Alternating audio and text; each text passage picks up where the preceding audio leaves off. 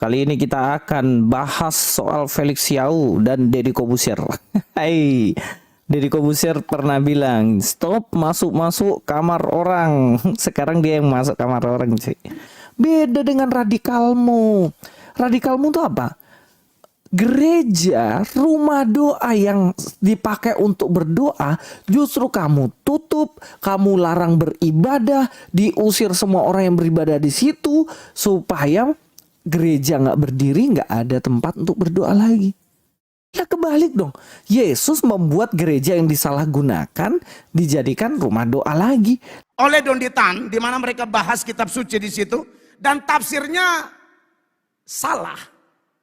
Tidak sesuai dengan arah dari ayat itu. Jadi yang saya maksud merubah di sana adalah merubah arah dari pesan Tuhan itu. Lalu dicopot dengan sembarangan, lalu mulai diartikan secara ngawur dan menyesatkan. Video itu adalah yang berikut. Ya, ini saudara masih ingat ya. Kalau yang hadir waktu itu tahu, saya sedang meresponi video ketika dia membahas Matius 7. 21 sampai 23. Perhatikan video berikut. Sekarang bacain aja ya.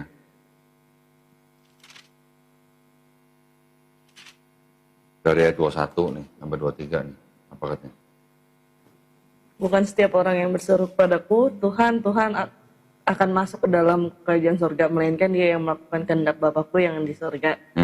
Pada hari terakhir banyak orang yang akan berseru padaku, Tuhan, Tuhan, bukankah kami bernubuat demi namamu, dan mengusir setan demi namamu, dan mengadakan banyak mujizat demi namamu juga. Pada waktu itulah aku akan berterus terang kepada mereka, dan berkata, aku tidak pernah mengenal kamu, inyalah daripadaku, kamu sekalian pembuat kejahatan.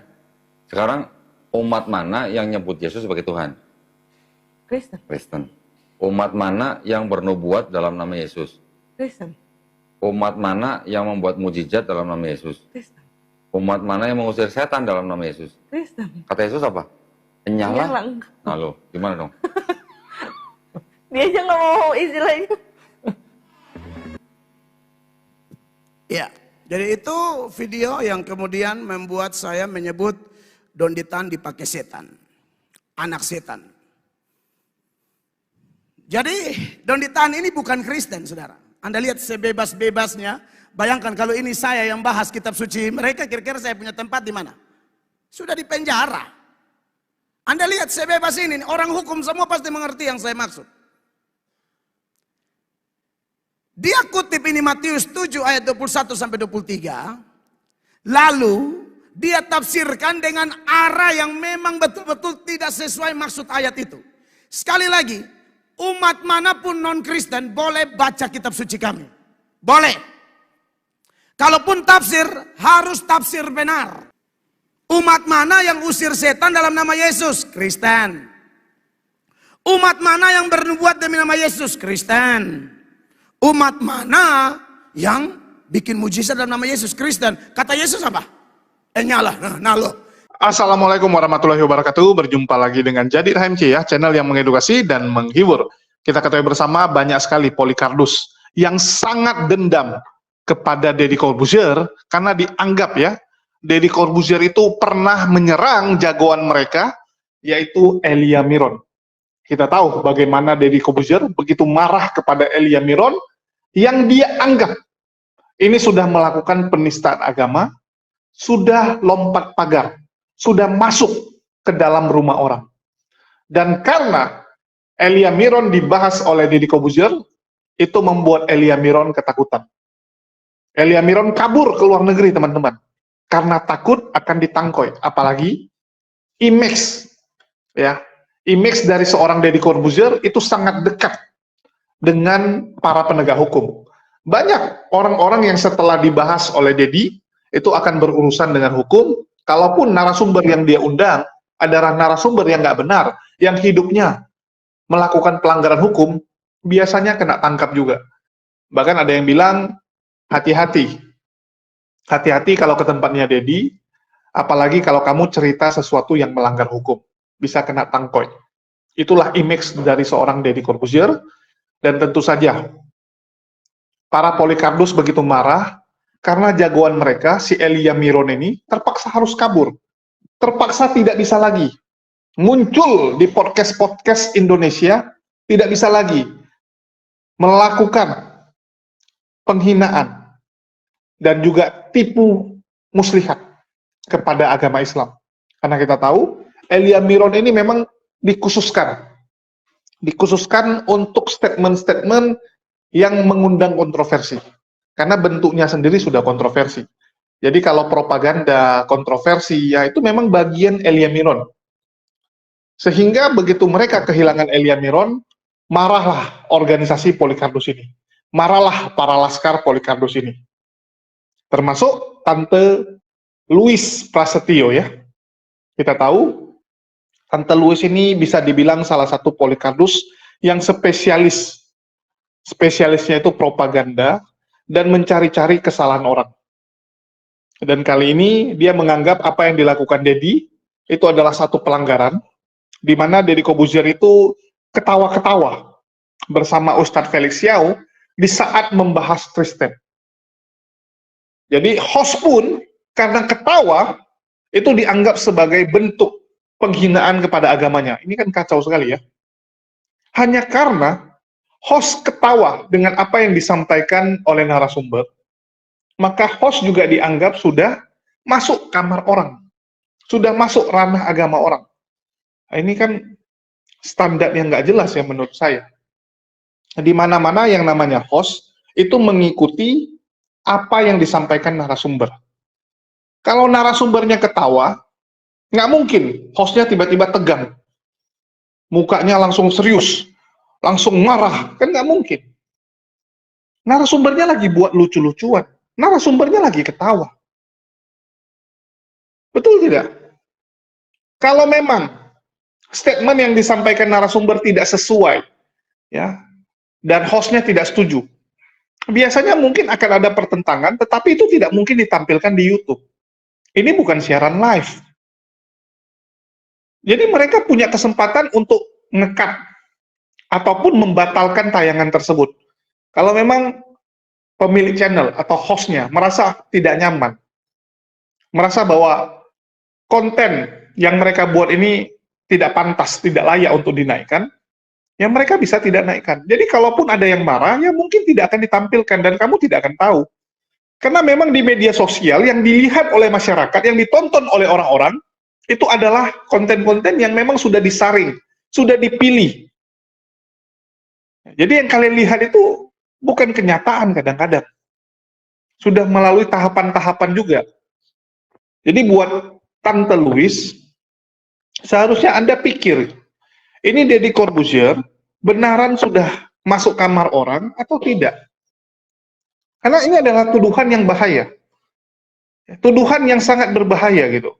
Anda menuduh Deddy Corbuzier itu masuk kamar Anda, itu yang pertama. Terus yang kedua, kamu menuduh Deddy Corbuzier serta Ustadz Felix Yao itu radikal, dalam artian radikal menutup rumah ibadah kalian, menutup gereja, melarang pendirian gereja. Ya. Bahkan Anda juga secara tidak langsung menuduh mereka ini suka menentang orang-orang yang tidak seiman. Jadi yang tidak seiman dengan mereka itu mereka minta binasakan. Ini tuduhan yang jahat. Tuduhan yang sangat jahat dan Anda wajib mempertanggungjawabkan apa yang Anda sampaikan. Hati-hati. Ya, hati-hati buat Tante Louis. Ngomong itu cobalah disaring dulu. Mereka sedang bahas apa? Mereka sedang bahas hal yang menurut saya itu positif. Dan kalau kamu bukan membawa kebencian, kamu akan lihat bahwa yang disampaikannya adalah hal yang positif, yaitu apa? Meniru radikalnya Yesus dalam beragama, dalam menyembah Tuhannya. Jadi yang ditiru itu bukan radikal yang gimana, tapi radikal dalam bersungguh-sungguh di dalam Tuhan. Bersungguh-sungguh menyembah Allah. Bagaimana Yesus mengutamakan Allah di atas segalanya. Di atas segalanya. Bahkan kalian sendiri mengakui bahwa Yesus siap menyerahkan nyawanya demi Allah. Betul tidak? Perintah Allah nomor 1. Itulah dibilang keinginan dari Yesus, cawan ini berlalu. Tetapi yang diutamakan kehendak Allah. Kehendak Allahnya sendiri. yang harus diutamakan, bukan kehendak manusia. Artinya Yesus radikal, bersungguh-sungguh menyerahkan semuanya kepada Allah. Ini yang Tante Louis harus tahu. Oke, kita coba tonton dulu statement dari Tante Louis, bagaimana dia memfitnah Deddy Corbuzier, memfitnah Ustadz Felix Xiao. Ya, kita coba dengarkan dulu. Assalamualaikum, selamat datang kembali di channel ini. Balik lagi dengan saya Luis Budi Prasetyo. Kali ini kita akan bahas soal Felix Xiao dan Deddy Corbuzier. Hai, Deddy Corbuzier pernah bilang stop masuk-masuk kamar orang. Sekarang dia yang masuk kamar orang sih. Nah, kita langsung aja bahas dan kita dengar ya video dari Felix Xiao. Tapi saya heran ya, akhir-akhir ini banyak artis-artis yang ngundang ustadz-ustadz gitu, dan juga tokoh-tokoh agama diundangin dan difasilitasin untuk bahas agama orang. Aneh kan? Herman juga. Dulu video channel-channel yang memotivasi orang, sekarang channel-channel ini malah bikin keruh suasana Indonesia. Ya, kita nonton dulu videonya, video dari Felix Xiao. Yang komplain ibu saya. Oke. Ibu saya bilang gini, Lik, Mbok ya kamu tuh ya jangan terlalu frontal. Mami ini udah sakit jantung gara-gara Ya. kamu, nanti kalau ada apa-apa Ya, gimana? Saya bilang, Mi, saya cuma mengikuti sunnahnya Yesus Kristus. Bentar. Gimana? Kenapa jadi sunahnya Yesus Kristus? Ya, karena Yesus itu kan kalau kita baca di dalam Alkitab kan Yesus kan sangat tokoh yang sangat radikal. Kan dia datang ke bait Allah. Baik, Allah ketika ada Orang lagi jualan, meja mejanya dibalik. dibalikin. Saya nggak pernah gitu loh mas. Saya nggak pernah membolak-balikkan meja orang loh mas. Tapi yang dilakukan oleh Yesus kan seperti saya bilang, saya melakukan itu, dan karena itulah Romawi kan akhirnya benci sama dia karena dia provokator. Iya, betul. Nah, jadi saya cuma mengikuti sunnah Yesus Kristus. Ibu saya bilang, beda, dia Tuhan, kamu bukan. Oh ya sudah. Ya tapi ya udahlah ya. Nah, terus kemudian bapak saya bilang, akhirnya dia menangis kan, dia bilang gini, kamu tuh Lik, ibu mau kamu ajak debat? Enggak sih, cuma guyonan aja saja. Iya, saya lihat sih Deddy Corbuzier dia ketawa bahagia ya, saking menikmatinya masuk kamar orang cuy. Kapan hari dia marah-marah ngomong, gak boleh, kamu itu Elia masuk ranah Kristen, ranah Kristen, masuk ranahnya Islam. Sekarang kamu bahas Yesus Kristus, ketawa-ketawa ngejek, Dedi. Apa-apaan dirimu ini, nggak konsisten. Nah, sekarang saya bahas Felix Xiao. Dia bawa Yesus Kristus yang radikal katanya, dan dia mengatakan bahwa dia mengikuti sunnah Yesus Kristus. Sejak kapan Yesus Kristus mengajarkan sunnah radikal? Gak ada. Radikalnya Kristen tuh ya sebenarnya. Makin radikal makin mengasihi Tuhan dan makin mengasihi musuhnya.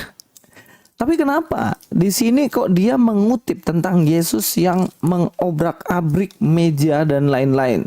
Apakah ini bentuk radikalismenya Yesus sehingga kita harus mengikuti itu seperti Felix Xiao mengikuti itu? Nah, saya Herman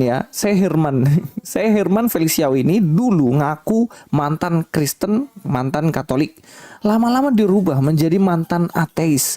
Karena beberapa kali kita langsung bahas dan ketahuan dia itu sebenarnya nggak tahu apa-apa tentang kekristenan. Kita akan lihat Yesus Kristus yang mana dia mengobrak-abrik meja. Ada apa sebenarnya?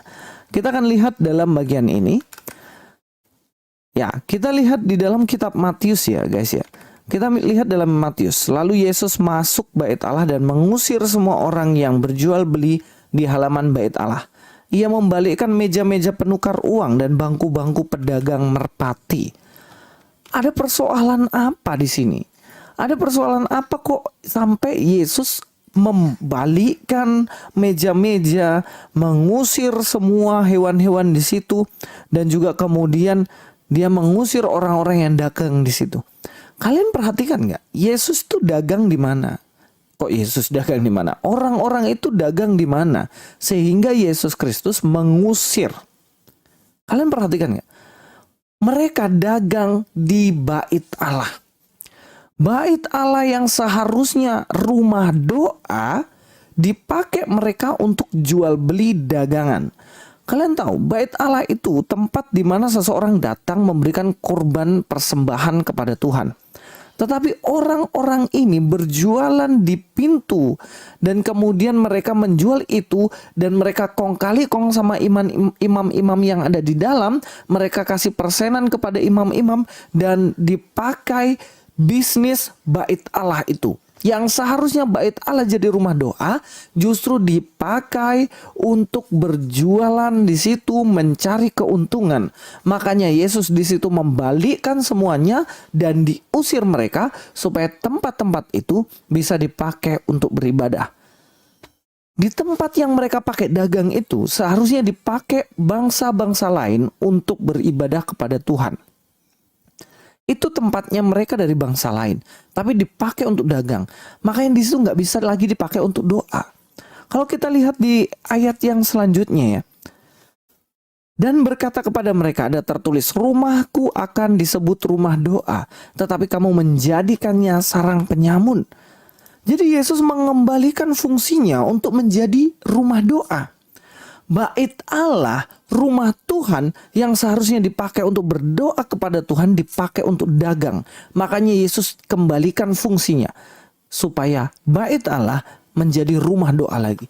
Beda dengan radikalmu. Radikalmu itu apa? Gereja, rumah doa yang dipakai untuk berdoa justru kamu tutup, kamu larang beribadah, diusir semua orang yang beribadah di situ supaya gereja nggak berdiri, nggak ada tempat untuk berdoa lagi. Ya kebalik dong. Yesus membuat gereja yang disalahgunakan dijadikan rumah doa lagi. Lah ini radikalismemu. Kamu tutup gereja-gereja tempat ibadah supaya bisa dipakai untuk dagang. Susah lah. Kok ngomong sunnahnya Yesus Kristus? Ngomong kosong itu. Iya nggak? Kalau memang kamu ikuti sunnahnya Yesus Kristus, oke lah. Tolong itu orang-orang yang gerejanya ditutupin itu kamu bela mati-matian mereka. Supaya mereka bisa beribadah pada Allah yang benar. Yesus Kristus itu membuat bait Allah kemudian bisa menjadi rumah doa kepada Tuhan. Padahal sebelumnya disalahgunakan. Jadi janganlah dipakai untuk itu. Kita lihat ya. Yesus Kristus itu dalam radikal, dia tidak mau membunuh orang. Kalau dalam Lukas 22 ayat 51, tapi Yesus berkata, sudahlah itu. Lalu ia menjamah telinga orang itu dan menyembuhkannya. Waktu itu Petrus, dia bawa pedang. Kemudian memotong telinga dari salah seorang prajurit itu. Dan Yesus justru marah kepada Petrus. Gak boleh Petrus kau lakukan itu. Orang yang hidup dari pedang, dia akan mati oleh karena pedang. Kemudian Yesus tempel itu telinganya dan disembuhkan. Dia tidak mengajak, ayo Petrus bela saya, ayo itu potong telinganya, potong lehernya. Ada Yesus radikalnya kayak gitu. Lo enggak dong. Sepanjang Alkitab, Yesus marah itu ketika rumah Tuhan dijadikan sarang penyamun. Tapi ketika Yesus dianiaya, ketika Yesus diperlakukan tidak adil, dia tidak ngamuk-ngamuk coy. Itu yang sebenarnya diajarkan Yesus. Kalau ngaku sunnahnya Yesus, masa teriak-teriak untuk menentang orang yang gak seiman? Apa-apaan lu? Ya gak? Berusaha untuk binasakan orang ini, mereka kafir. Mana itu? Gak bisa dong, janganlah comot-comot sembarangan.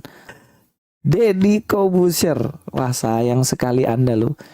Katanya nggak boleh ngusik kamar orang. Sekarang ketawa-ketawain lagi Tuhan Yesus jadi jokes lagi. Minta ampun, minta ampun. Saya kira Anda sudah mualaf. Agama Anda tidak percaya Yesus. Kalau Felicia bilang gini, saya mengikuti sunnah Yesus Kristus. Dan Anda bilang, ya kan Yesus itu Isa. Ada nggak kisah Yesus membalikkan meja dan lain-lain itu di kitab Anda? Ada nggak? Nggak ada kan? Tidak ada, itu dalam kitabnya orang Kristen. Orang Kristen punya kitab. Jadi bukan ranah Anda masuk kamar kami cuy. Kalau ditanya, wah Louis juga ini masuk kamar orang terus minta maaf. Saya tidak membahas kitab orang lain.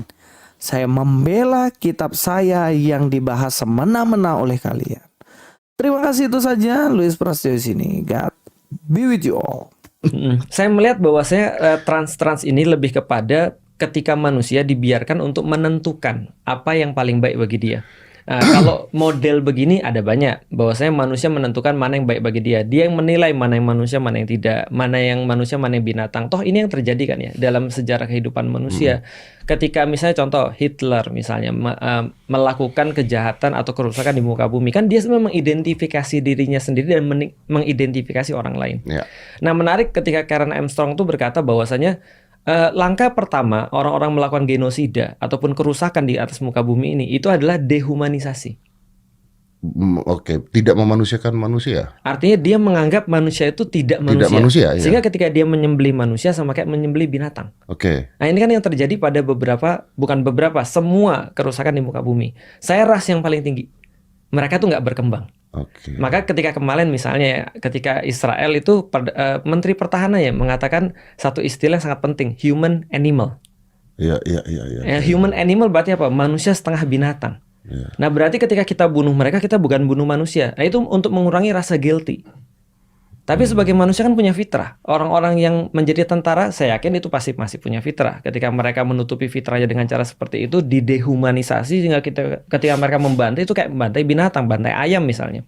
Lalu ketika mereka melakukan itu ada rasa guilty pada dirinya. Makanya itu membuat mereka jadi ya itu kan gangguan jiwa dan seterusnya. Iya, PTSD dan sebagainya. Bahkan di Israel sendiri rakyatnya banyak yang demo. Iya, karena mereka masih punya nurani. Nah, makanya kan nurani itu kan identik dengan manusia. Makanya di dalam Pancasila itu ditaruh menjadi sila nomor 2. Kemanusiaan yang adil dan beradab. Karena seseorang sudah punya Tuhan, konsekuensinya dia pasti punya kemanusiaan. Iya. Ketika dia punya kemanusiaan, dia baru bersatu dan seterusnya. Ada orang yang punya Tuhan tapi tidak punya kemanusiaan, jadi gila nih. Nah, kalau ada orang yang punya Tuhan tapi tidak punya kemanusiaan, berarti dia tidak punya Tuhan hakikatnya.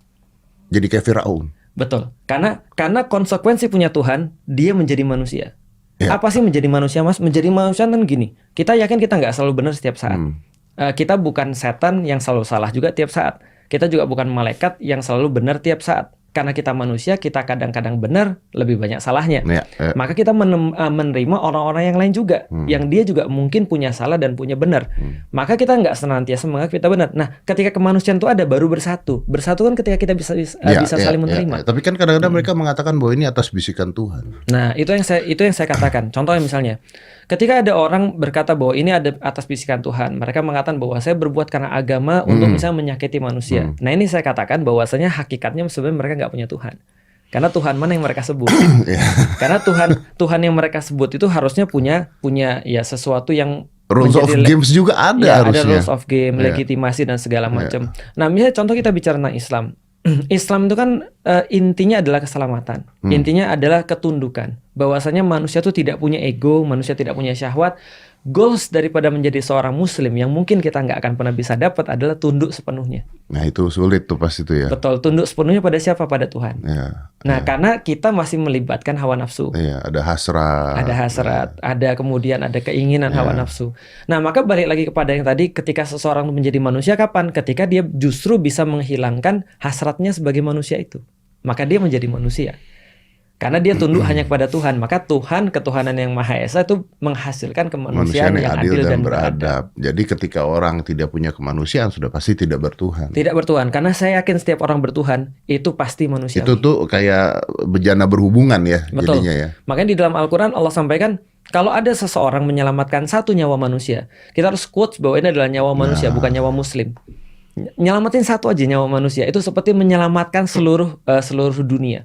Artinya, karena kenapa? Karena ketika dia menghormati nyawa satu manusia, berarti orang akan mengambil contoh pada dia. Oh, heroik itu ketika dia bisa nyelamatin nyawa manusia ya. Iya. Heroik itu keren ya ketika dia tuh bisa untuk nolong orang, itu heroik. Tapi Al-Quran juga mengatakan bahwasanya merusak satu nyawa orang, bukan muslim, tapi orang, merusak satu nyawa, itu sama seperti merusak seluruh dunia. Karena orang akan mengambil contoh juga. Oh, Gitu. ya. Ya, kalian sudah dengar ya, bagaimana fitnahan demi fitnahan itu dibuat oleh Tante Louis Prasetyo. Dan saya juga sudah tampilkan video dari pernyataan mereka supaya bisa kalian bandingkan. Jadi kalau kita melihatnya dari sisi positif, maka itu akan positif. Tetapi Tante Louis dan para Polikardus itu menonton Deddy Corbuzier hanya untuk nyinyirin Deddy Corbuzier. Karena mereka sudah menaruh dendam yang sangat besar. Mereka sedang menunggu, ini kapan Deddy ini ya, Dedi mengundang orang-orang yang dari Muslim, terus ada membahas Kristen, ya. Kapan Dedi nggak ketawa nih? Kalau dia ketawa kita hajar, hajar. Itu yang mereka lakukan. Kita lihat ya, sebenarnya apa yang dilakukan Deddy Corbuzier itu sah-sah saja gitu. Sah-sah saja karena dia terbawa dengan suasana. Dan saya rasa aneh sekali saat Felix Yao mengatakan hal tersebut, terus kamu emosi dan marah. Lebih nggak nyambung.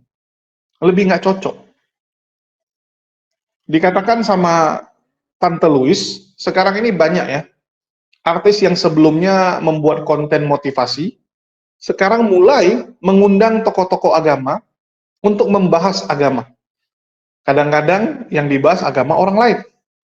Bahkan dianggap membuat rusuh. Tuduhannya adalah orang-orang yang mengundang ini membahas agama orang lain dan membuat rusuh. Kalau kita lihat dari sisi positifnya, artinya banyak artis yang punya podcast itu mulai melek dengan yang namanya agama, mulai ingin mengedukasi masyarakat perihal agama. Itu hal yang positif. Bisa jadi mereka mau hijrah. Bisa jadi yang sebelumnya hidupnya kacau balau, mereka mau berubah. Itulah mereka undang pakar-pakarnya. Kan seperti itu. Dan penonton bisa teredukasi juga. Kita lihat bagaimana Deddy Corbuzier selama bulan puasa membuat program login. Ya, kalau tidak salah. Begitu juga dengan Dr. Richard. Dia buat podcast ya, dengan mengundang tokoh-tokoh agama. Selama bulan puasa itu luar biasa. Dampaknya luar biasa. Banyak orang tercerahkan. Tetapi bagi Polycarpus itu satu hal yang berbahaya. Karena bagi mereka jangan dibuka. Kalau Islam itu terbuka artinya. Ya. Mualaf adalah orang yang sudah terbuka. Kafir tertutup. Bagi Islam semua harus dibuka. Makin banyak kesempatan untuk membuka, menjelaskan agama ini makin bagus. Makin bagus. Tapi berbeda dengan Polycarpus. Mereka tidak ingin banyak membahas agama. Kenapa? Karena makin banyak dibahas, makin ketemu nanti salah-salahnya. Makin ketemu tambal sulamnya. Betul tidak? Kalau barang original, kita nggak pernah takut. Orang untuk melihat, meraba, ya, ngecek barang kita. Silakan. Mau satu harian kalian pegang, kalian lihatin ada kesalahan atau tidak, nggak apa-apa. Karena sudah lewat quality control. Barangnya asli. Ya, nggak ada yang perlu kita takutkan. Orang ngecek silakan. Tapi kalau barangnya KW, barang tiruan, biasanya mereka nggak kasih orang pegang, ya. Mereka nggak kasih orang terlalu lama untuk observasi, nggak boleh. Kalau mau lihat, mau pegang sebentar saja. Ini barangnya. Mereka pasti akan seperti itu. Kalau barang KW dijual seakan-akan barang asli. Kecuali memang dia udah dari awal bilang ini KW. Mereka bilang ini KW, mereka jual harga lebih murah, silakan kamu cek, silakan kamu pegang.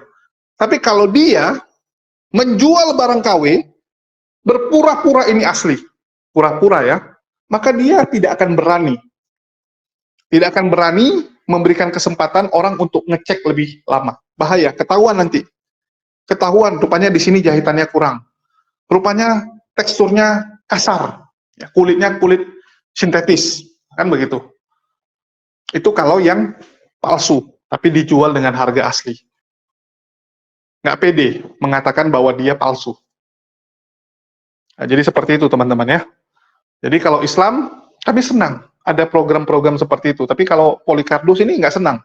Mereka nggak pengen agama itu dibahas. Itulah kenapa kita lihat kalau di tempat ibadah mereka, ya di tempat ibadah Polycarpus, biasanya yang dibahas itu adalah bagaimana kita bersosialisasi, bagaimana kita hidup, nah, lebih ke arah motivasi. Jadi tempat ibadah mereka tuh tempat ibadah motivasi. Kalau orang bilang mirip Mario Teguh jadinya. Lebih mirip Mario Teguh daripada tempat ibadah. Nggak ada ngomong tentang firman Tuhan, ya ayatnya seperti ini, teks aslinya seperti ini, nggak ada. Arti bahasanya seperti ini, perintah Tuhannya seperti ini, nggak ada. Coba lihat. Kalau kalian disakiti, ya jangan membalas, berdoalah. Kita harus begini, kita harus begitu. Itu yang diajarkan. Itu yang diajarkan teman-teman. Kenapa nggak dibahas sampai ke detail-detailnya? Karena kalau dia punya jemaat diajarkan, ini teks aslinya seperti ini, sejarahnya seperti ini, cara bacanya seperti ini, maka akan ketahuan bohongnya. Betul tidak? Ketahuan bohongnya. Jadi nggak pernah diajarkan teks aslinya. Nggak pernah diajarkan ini penulisnya siapa, sejarah aslinya siapa. Kalau memang nggak jelas penulisnya, ya bilang nggak jelas. Tapi mereka selalu bilang apa? Kira-kira penulisnya seperti ini. Selebihnya nggak dikasih bertanya. Orang nggak dikasih kesempatan untuk menggali lebih dalam. Karena takut. Ya, karena takut. Itu biar Tante Louis tahu. Deddy Corbuzier dituduh bahagia. Bahagia, senang, saking menikmatinya, masuk ke dalam kamar orang. Ini lucu ya. Kalau saya bilang standar mereka memang sudah kacau. Elia Miron dan Polycarpus lainnya, itu kalau diundang di podcast orang, terus membahas agama orang. Apakah kita pernah bilang, oh ini Dr. Richard ya, saat ngobrol dengan Elia, ada senyum-senyum, ada ketawa-ketawa, ini kurang hajar ini, masuk kamar orang. Ada nggak? Nggak ada, biasa saja. Karena kita tahu yang namanya host, ya dia bertanya saja, dan dia ikut, ya ikut dengan suasana. Jadi kalau Deddy Corbuzier disalahkan, ini sebenarnya karena kebencian kalian yang begitu besar kepada Deddy Corbuzier dan juga Ustadz Felix Xiao. Karena di dalam bayangan para Polycarpus dan laskarnya, Felix Xiao ini ya, Felix Xiao ini adalah monster yang wajib dikalahkan. Jadi kalau udah bicara Ustadz Felix Xiao, Ustadz Abdul Somad, apapun yang mereka lakukan, itu akan negatif di mata Polycarpus. Mereka melakukan bakti sosial, bantuin orang, pasti dibilang, oh ini mau racuni. Kalau mereka bantu kepada orang-orang non-Islam, itu pasti akan dituduh oleh Tante Louis dan teman-temannya, wah ini tujuannya nggak benar nih, pasti ingin islamisasi, wah ini pasti mau racuni orang. Semua udah duluan jelek di otak mereka. Ya. Jadi yang bermasalah itu bukan yang ngomong, tapi otak dari Tante Louis ini. Ya, Tante Louis ini. Jadi bagi mereka kalau udah benci akan seperti itu. Contoh, kemarin saya mengundang Ustadz Kainama. Ustadz Kainama kalau ngomong tuh memang lucu. Memang lucu, dan saya ikut tertawa. Ya, ikut tertawa, dan pendeta mampetnya mampet ngamuk-ngamuk. Dia menganggap bahwa saya ikut-ikutan. Ya, dia menganggap bahwa saya termasuk melakukan penghujatan. Wah, ini kan apa ya, standar yang nggak jelas gitu. Dianggap saya ikut mengejek. Aduh, lucu ya, lucu sekali mereka ini. Terus mereka bilang, ya, Tante Louis bilang, sejak kapan Yesus mengajarkan radikal? Sejak kapan? Ya, ajarkan radikal. Tapi nggak lama kemudian dia sendiri yang ngomong bahwa Yesus mengajarkan radikalnya itu radikal mengasihi musuhnya, sungguh-sungguh kepada Tuhannya dan mengasihi musuhnya. Loh, tadi bilang nggak radikal, sekarang bilang radikal. Yang jadi masalah kan persepsi radikal di otak masyarakat dan kalian yang sedang kacau. Orang-orang, terutama Polycarpus, kalau bicara radikal, yang ada di otak mereka apa? Ngebom, bunuh orang, sadis, dan sebagainya. Padahal radikal itu artinya apa? Bersungguh-sungguh. Totalitas. Itu namanya radikal. Totalitas demi Tuhan. Jadi kalau dibilang Yesus radikal, murid-murid Yesus akhirnya jadi radikal, ya, walaupun awalnya penakut, itu benar atau salah? Coba teman-teman pikirkan. Benar atau enggak? Ya? Karena Tante Louis kan berpatokan gini, mengobrak-ngabrik meja, menurut dia itu bukan radikal. Menurut dia. Padahal yang disampaikan Ustadz Felix Xiao adalah sikap dari Yesus yang mengutamakan Allah di atas segalanya. Karena lu obrak-abrik meja, itu beresiko kamu diserang sama orang, betul nggak? Di situ yang dagang berapa orang? Ada petugas keamanan juga, salah-salah kamu dipentungin, salah-salah kamu dipukuli. Tapi Yesus tetap melakukannya, kenapa? Karena bentuk radikal dia kepada Allah. Bentuk mengasihi dia kepada Allah, kecintaannya. Jadi Yesus radikal dalam hal kecintaan kepada Allah, mengutamakan segalanya. Karena menurut Yesus nggak boleh jualan di situ. Nggak boleh kan begitu. Walaupun kita lihat, seharusnya dinasehati baik-baik. Tapi karena dia radikal, ya dia lakukan itu. Harusnya kan nasihati jualannya lebih di luar gitu, jangan di sini, ini tempat orang doa. Kalau mau jualan tuh di depan. Karena jualan di depan saya rasa nggak ada yang salah. Jadi kalau dibilang nggak boleh jualan, konyol juga gitu. Yang dijual apa? Merpati. Betul tidak? Merpati tujuannya apa? Untuk persembahan di dalam. Kalian pernah lihat ya, kayak orang misalnya gini ya, mau sembahyang kuburan gitu. Ya mau ziarah. Ya. Orang-orang Kristen mau ziarah kuburan, mau sembahyang kuburan, atau ya Buddha. Biasanya di dekat situ ada yang jual dupa, ada yang jual bunga. Ya di depan kuburannya ada yang jual. Di tempat depan kelenteng wihara juga ada yang jual dupa dan sebagainya. Apakah masalah? Enggak kok, biasa saja. Bahkan di gereja, beberapa gereja ya, itu menjual VCD, menjual buku-buku gerejanya, buku-buku Kristen. Ada boothnya, ada standnya khusus. Salah nggak? Nggak salah, biasa saja kok. Jangan terlalu lebay, cuman tempatnya aja gitu, disesuaikan. Seandainya tempat tersebut memang tempat doa, ya nggak boleh, di depan lagi lah. Tinggal digeser. Sekarang semua agama menurut saya punya yang begituan ya.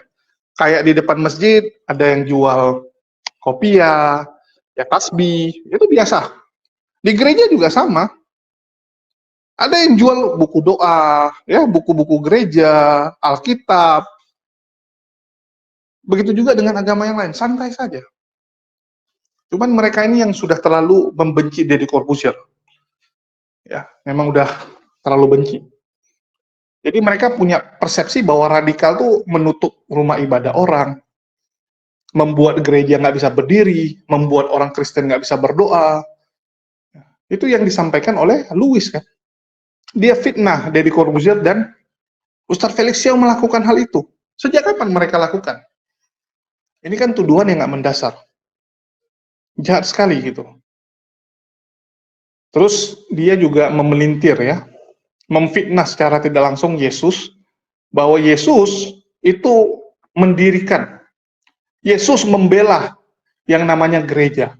Sejak kapan Yesus mendirikan gereja? Ini teman-teman Kristen harus renungkan, karena jangan mau ditipu oleh orang-orang seperti Polycarpus dan ya Tante Didit Yuli dan Louis Prasetyo ini. Mereka selalu memelintir seakan-akan Yesus itu mengizinkan pendirian gereja, padahal nggak ada. Nggak ada. Kapan Yesus dirikan gereja? Halo? Dikatakan bahwa Yesus tidak pernah mau membunuh orang. Nggak pernah teriak-teriak untuk menentang orang yang tidak seiman, membinasakan orang yang tidak seiman atau kafir. Ini Anda mau tujukan kepada saya, siapa? Apakah Anda ingin bilang, Louis Prasetyo ingin bilang bahwa Ustadz Felix Xiao atau Deddy Corbuzier pernah teriak-teriak untuk menentang orang yang tidak seiman, pernah berteriak-teriak untuk menghabisi nyawa orang yang tidak seiman? Halo? Tolong penjelasannya, karena setahu saya nggak pernah. Nggak pernah, kalau nggak ini jadi tuduhan yang kejam. Ustadz Felix Xiao selalu dianggap sebagai tokoh radikal, padahal radikal yang positif. Ya, kita tahu bagaimana image negatif itu ditanamkan Polycarpus buat Ustadz Felix Xiao. Padahal yang dilakukan Ustadz Felix Xiao biasa-biasa saja. Semua benar kok. Ya, yang kita lihat mengajak umat untuk lebih semangat, lebih Islam, lebih cinta akan Tuhan. Apa salahnya? Apa salahnya, coba saya tanya. Yang bermasalah ini kan otak-otak mereka ini yang nggak jelas kemana arahnya. Ya, otak-otak mereka ini yang duluan terkontaminasi dan sudah berpikir orang negatif duluan. Ini yang nggak boleh teman-teman ya. Ini yang nggak boleh. Kalau Tante Louis, saya lihat sih, ya dia mencoba membela imannya, walaupun nggak punya kemampuan. Ini yang jadi problem. Ya dia ingin membela imannya, tapi karena nggak punya kemampuan, jadi seperti ini. Jadi seperti ini. Jadi begitulah kelakuan dari yang namanya Tante Louis Prasetyo ini. Kita maklumi aja lah ya, karena dia ingin bela agamanya tapi nggak kesampaian, jatuhnya jadi seperti ini. Jatuhnya jadi seperti ini. Oke, itu aja sih yang mau saya sampaikan, dan sedikit iklan teman-teman ya. Kita ketahui bersama, saya ada buat satu channel khusus podcast dengan para mualaf, teman-teman apologet, di mana saya dirikan studio, dan seharusnya dari bulan ini, bulan Mei ini sudah jalan. Dan sudah ada beberapa konten yang saya naikkan di Kisah HMC, dan beberapa konten lainnya terpaksa saya pending, lantaran channel kisah HMC yang original, yang subscribernya sudah 80-an ribu itu gagal teman-teman. Gagal untuk monetisasi. Saya juga bingung alasan ditolak monetnya itu karena konten berulang. Padahal konten-kontennya original. Padahal kontennya original. Teman-teman bisa cek di sini. Ya, saya kadang-kadang kalau lihat YouTube ini bingung gitu. Penilaiannya tak gimana-gimana. Nama channelnya Kisah HMC. Kalian bisa lihat ya, ini mantan pembuat narkoba putuskan mualaf. Ini original saya yang rekam. Saya yang rekam. Kalaupun ada di tempat lain, artinya dia re-upload atau mengambil video saya. Karena ini saya rekam pakai HP sendiri. Begitu juga ini, sisi lain dari mualaf Maryam. Terus ini, Ustadz Kainama datang studio saya. Ya, ini datang ke tempat saya ngobrol. Begitu juga ini, menemani teman-teman yang datang syukuran.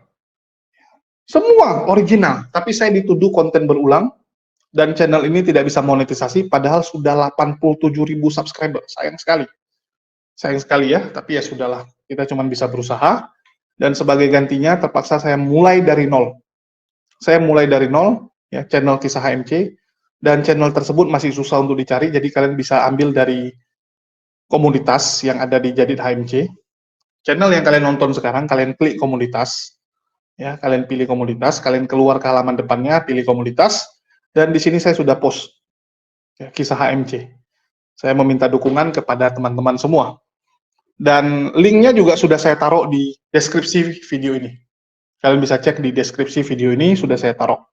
Ya, mohon dukungannya, jangan lupa ditonton juga, karena channel tersebut akan kita pakai sebagai pengganti Kisah HMC yang tidak diterima monetnya dengan alasan yang tidak jelas. Mungkin itu aja yang bisa saya sampaikan. Makasih buat teman-teman semua yang udah nyimak dan mendukung channel ini. Terima kasih buat semuanya. Di akhir kata saya ucapkan wassalamualaikum warahmatullahi wabarakatuh. Sampai jumpa di lain kesempatan.